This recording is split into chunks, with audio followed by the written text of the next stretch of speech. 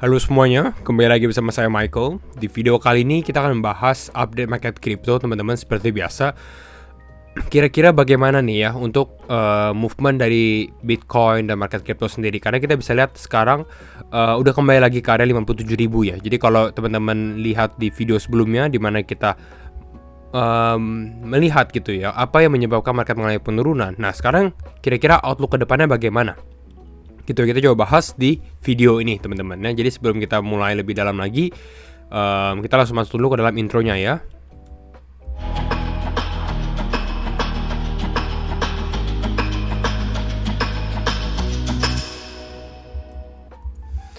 Oke, kita coba update untuk overall market crypto. Dan kalau teman-teman suka video ini jangan lupa untuk like ataupun share videonya juga ya. Overall market udah mulai sedikit ada kenaikan gitu ya teman-teman, walaupun menurut saya pun masih sedikit choppy nih. Saat ini XRP, TON gitu ya, ini mengalami kenaikan ya, dimana XRP mengalami kenaikan signifikan yang akan kita bahas alasannya. TON juga, TON sempat saya share. Jadi kalau TON itu kenapa bisa mengalami kenaikan, karena dia di list di Binance teman-teman. Jadi kita udah bisa beli TON di Binance ya. Lalu ada Helium, Sui, Stellar biasanya naik pada saat XRP mengalami kenaikan. Apakah ada yang mengalami penurunan? Ya, ada ya, beberapa di sini ada yang turun. Tapi masih normal sih, nggak terlalu banyak perubahan movement gitu ya. Karena memang di awal minggu itu kita sudah mengalami significant movement sekali. Jadi ini lebih ke arah part of recovery aja sih sebenarnya. Ya.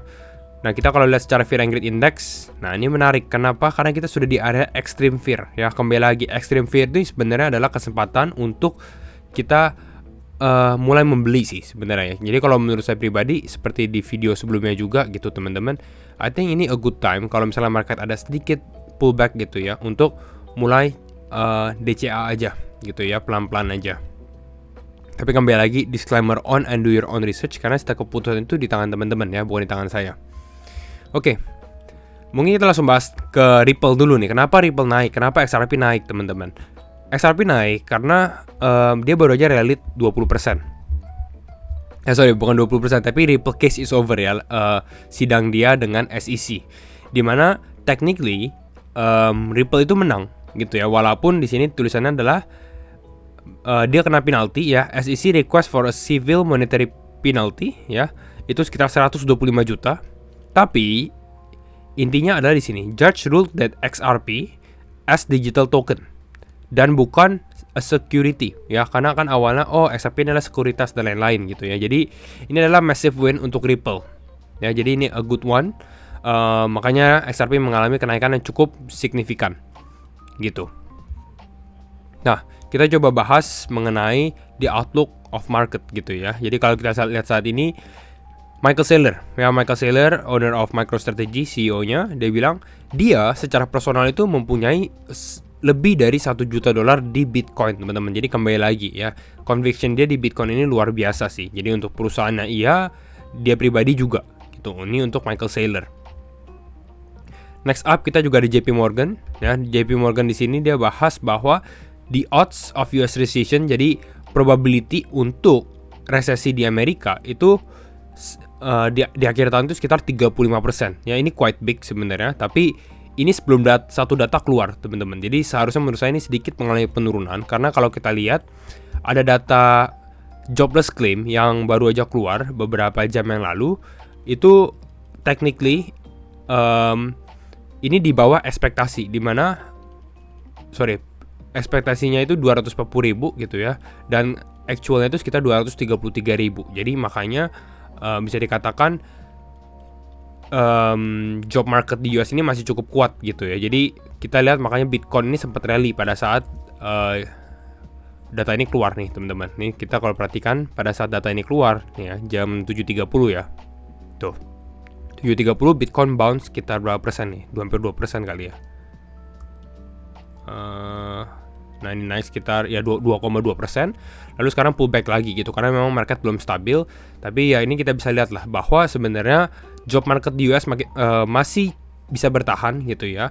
230.000, estimasinya itu 240.000. Jadi seharusnya the Fed ini nggak akan terlalu agresif untuk cut rate gitu ya, tapi tetap dia akan mengalami cut, tapi mungkin bukan 50 BPS, mungkin 25 basis point aja gitu. Jadi hopefully it's good gitu ya, market akan mulai secara recovery secara perlahan-perlahan gitu ya. Nah, kita coba bahas mengenai Bitcoin juga teman-teman. Ini mungkin another important chart yang kita bisa perhatikan. Ini adalah Bitcoin cost basis. Jadi ini adalah cost atau harga rata-rata lah, atau harga cost istilahnya teman-teman. Jadi kalau ETF harga rata-ratanya bisa dikatakan $65.000. Cukup atas ya teman-teman, karena kan banyak yang beli Bitcoin tuh di area atas kalau untuk ETF. Lalu ada Binance Trader, rata-ratanya itu sekitar 55.000. Tapi sebenarnya paling penting itu adalah mining companies. Karena kita tahu bahwa bagaimana cara mendapatkan satu Bitcoin. Caranya adalah untuk di mining, karena Bitcoin kan menggunakan proof of work gitu ya. Jadi mining companies, perusahaan-perusahaan yang nge-mine Bitcoin, mereka tuh harus ya ada keuntungan spread lah istilahnya ya. Dan saat ini gitu ya, itu sekitar $45.000. Jadi technically saat ini kita di area berapa? 57 teman-teman. Jadi masih di atas ya, di atas 45.000. Jadi seharusnya bagus. Dan menurut saya dengan seperti ini kemungkinan kecil kemungkinan kalau Bitcoin itu di bawah $45.000. Ya, kalau Bitcoin di bawah $45 secara periode yang lama, artinya mining companies ini mereka making losses ya, mereka mengalami kerugian karena setiap kali Bitcoin yang demand itu bukan generating income tapi generating losses terus gitu. Bahkan untuk beroperasi aja rugi. Jadi ini cukup penting ya, 45.000 ini akan menjadi crucial point menurut saya. Lalu ada whales kita 22.000 ya. Jadi kira-kira ini. Dan ini another thing teman-teman yang kita bisa perhatikan. Pada saat market turun ya, waktu kemarin Bitcoin flash dump ini gitu ya, mengalami penurunan cukup ke bawah gitu ya. Sorry, kita kalau lihat di area 2 jam gitu, let's say. Nah, turun di sini. Dan ini kita bisa lihat hasilnya setelah ini. Kalau kita dari ETF teman-teman ya, ini saya analisa ETF ya, di mana Agustus ya, kita mulai dari Agustus. Ini outflow lumayan besar teman-teman, outflow lumayan besar. Tapi mungkin kalau orang perhatikan di totalnya doang, ini nggak akan melihat sesuatu yang sebenarnya cukup menarik gitu ya. Outflow-nya yes besar, tapi teman-teman lihat di sini EBIT atau BlackRock. Ya kita tahu BlackRock sebagai aset manager terbesar di dunia. Ya, dengan ETF Bitcoin ya, spot ETF EBIT. Apakah mereka pernah ada outflow ya, dari 22 Juli sampai sekarang sih inflow semua. Ini item semua nih. Ya. Jadi ini adalah salah satu pertanda juga sih gitu ya. Jadi mereka tetap masih beli. Dan kalau kita lihat juga Ethereum ETF gitu ya teman-teman, ini masih outflow-nya udah berkurang sih. Outflow-nya udah berkurang ya, sekarang tinggal 20-50 juta dolar gitu ya. Hopefully pada saat nanti Bitcoin mungkin market crypto masih akan sedikit sideways gitu ya, tapi pada saat mulai recovery kita akan lihat Ethereum ETF gitu ya. Ethereum ETF ini apakah bisa generating demand juga seperti Bitcoin. Karena memang kembali yang seperti saya bilang, ETH itu udah cukup underperform. Kalau memang dia mau mengalami kenaikan, ya maybe it's about time lah. Mungkin dalam beberapa minggu ke depan gitu seharusnya. Nah, oke, ini Bitcoin udah mulai mengalami penurunan lagi nih teman-teman. Kita coba lihat ya. Oke. Kembali lagi kita coba analisa technical, disclaimer on, and do your own research semuanya karena keputusan di tangan teman-teman semua. Saya sempat share sebenarnya analisa saya di Telegram teman-teman. Jadi kalau kita lihat Bitcoin saat ini kan masih sesuai, waktu itu kita bilang dari sini kemungkinan rebound ke area kisaran 56 ribuan dan saat ini sudah di area 56 ribu. Bahkan sempat ke area 58 ribu teman-teman. Ya 58 ribu baru aja tadi. Nah, yang kita bisa lihat saat ini sebenarnya kalau kita lihat Bitcoin ya, kalau saya tarik garis Fibonacci dari sini ya, local high-nya dia ke bawah sebelum turun itu bisa dikatakan ini golden ratio juga sih gitu ya, di area 57 ribuan ya, 57 ribu. Jadi ini golden pocket menurut saya. Jadi kalau misalnya market mau mengalami penurunan, it's about time ya kalau memang mau turun. Nah, ini sebagai confluence juga sebenarnya kalau kita lihat dari exponential moving average 20-nya ini saat ini waktu itu sempat terbentur ya. Ini kalau nggak salah kemarin malam ya sempat terbentur, mengalami penurunan, lalu ini mulai mengalami kenaikan lagi. Ini udah close sih technically di atas EMA 20 teman-teman ya. Jadi kita lihat apakah dia akan lebih konsolidasi aja ya, atau bisa mulai breaking out lagi dan ada momentum untuk naik ke atas gitu. Jadi kalau menurut saya pribadi sih sebenarnya menunggu dulu nih reaksi dari let's say 2 jam lagi gitu untuk candle 4 jam. Tapi kalau dia turun artinya masih cenderung melemah sih. Dan kalau melemah, another buying opportunity ya, dua level yang saya akan perhatikan itu adalah di area level 53.700 area ini, dan juga area high demand ya menurut saya saat ini itu di kisaran area 52.000. Jadi ini akan menjadi dua level yang saya akan perhatikan untuk Bitcoin gitu, kalau memang kita ada mengalami koreksi lagi ke bawah gitu. Karena ini considering bahwa istilahnya bottom is in ya pada saat penurunan di area ini kan 49.000 teman-teman. Tapi sebenarnya ya make sense aja sih, karena ini yang tadi kalau kita bahas ya, kan mining companies itu cost-nya tuh sekitar 45.000 gitu, dan kemarin kita sampai ke 49.000. Jadi ya seharusnya di sini ada demand pun juga akan cukup besar gitu untuk mempertahankan harga Bitcoin.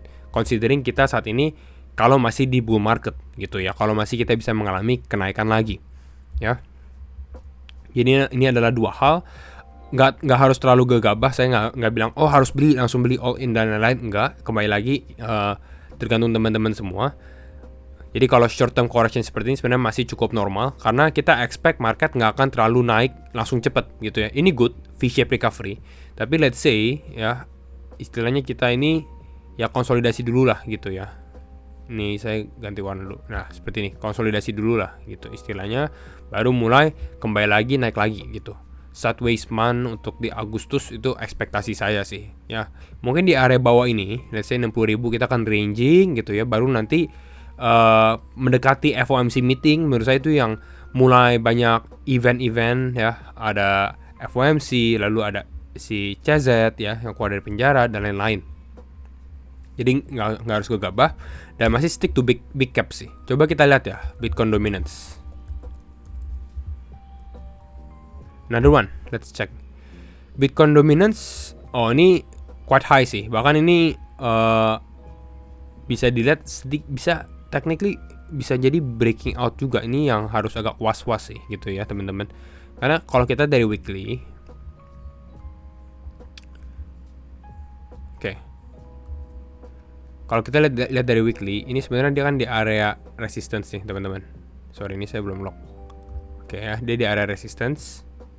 Nah ini udah sedikit breaking out nih, udah mulai agak sedikit naik, tapi bukan berarti kita langsung naik ya, karena kembali lagi kalau mekanisme market personally kalau menurut saya gitu ya, saat ini sih kalau Bitcoin naik lagi, teman-teman bisa bayangkan kalau Bitcoin dominance ke 60% gitu, altcoins-nya gimana gitu. Karena seharusnya menurut saya semakin saturated market crypto, altcoin pun ya technically juga akan semakin besar. Mungkin nggak semuanya ya saat ini, karena terlalu banyak pilihan altcoin mungkin agak sedikit susah dan market lagi koreksi.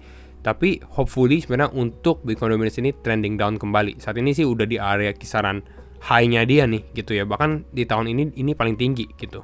Makanya altcoin-nya kerasa banget penurunannya, tapi Bitcoin-nya enggak. But kita akan coba lihat ya, apakah posisi kalau kita beli alts gimana ya. Kalau teman-teman bertanya, kalau saya pribadi sih sebenarnya altcoin boleh saat ini, tapi mungkin stick to big caps dulu ya, atau altcoin yang strong aja ya. Ya big cap seperti Ethereum, Solana lah masih cukup oke sih. Ya, oke. Mungkin kira-kira ini aja untuk short update untuk hari ini teman-teman. Jadi kalau teman-teman suka video ini, jangan lupa untuk share videonya, like ataupun subscribe. Dan sekali lagi, thank you semua for watching, and we will see you in the next video. Bye bye.